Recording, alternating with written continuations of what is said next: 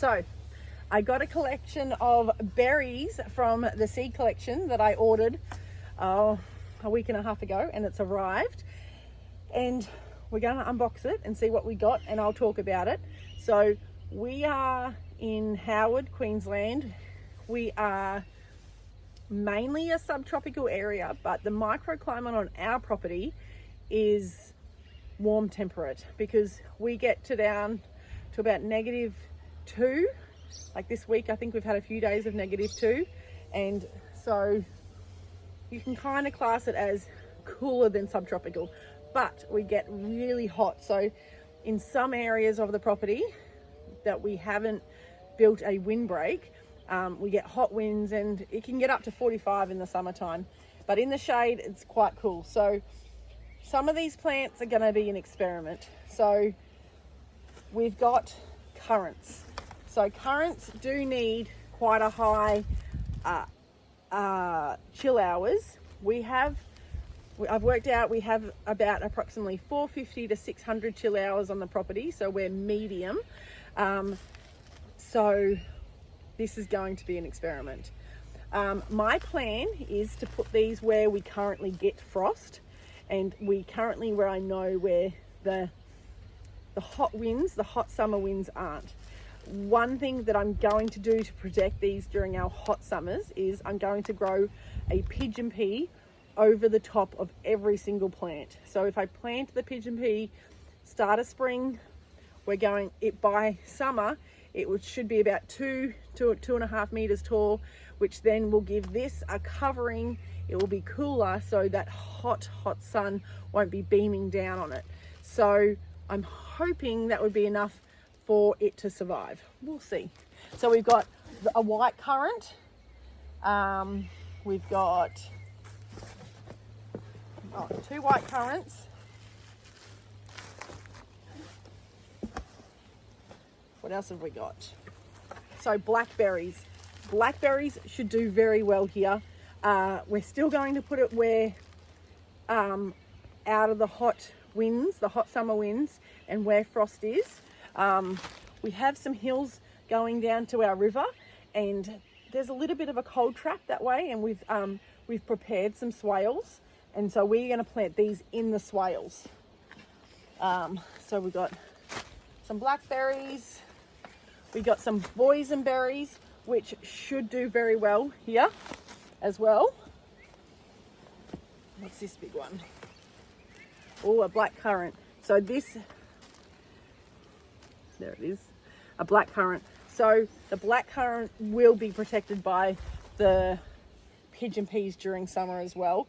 But so the pigeon pea will be cut back probably at the start of autumn, mid-autumn, when the temperature starts to cool, and then this will give the currants and the gooseberries the chance to just thrive and get those chill hours that it needs. So we've got another black currant here, another boysenberry,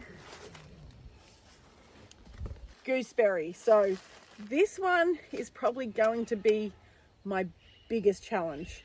If this produces, I'll be over the moon, but what I've read is this needs the most chill hours. So it's definitely an experiment, and using our property's microclimates to really accentuate their to accentuate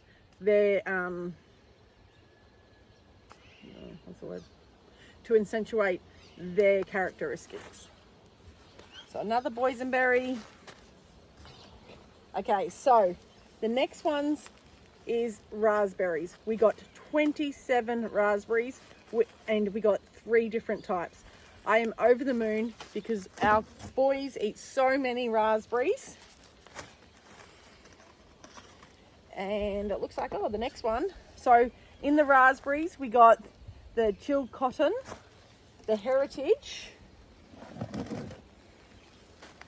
and the autumn bliss. So all of them I know that can be grown here.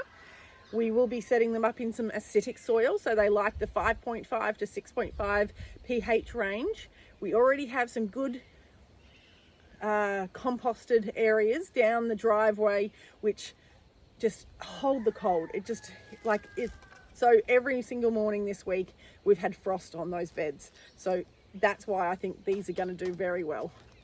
We've got the youngberry as well. I think these ones are probably going to be the easiest, the youngberries. I've grown them before. So then we've got some more raspberries, more raspberries, more raspberries. As I said, we had 27 of them. More raspberries. 27 seems like a lot of plants, but when you've got 5 children, and then we've also got a grandchild on the way, so there is a big family. More youngberry. Okay, so the next things I got, which have proven we've been growing asparagus for over 5 years and we've been getting a good crop. We have gotten the purple crown and the Mary Washington. So we got a good, I think, 4 of each of them, which is going to do so well. These will go in our kitchen garden near our house, so we can easily just go pick them. And we will be planting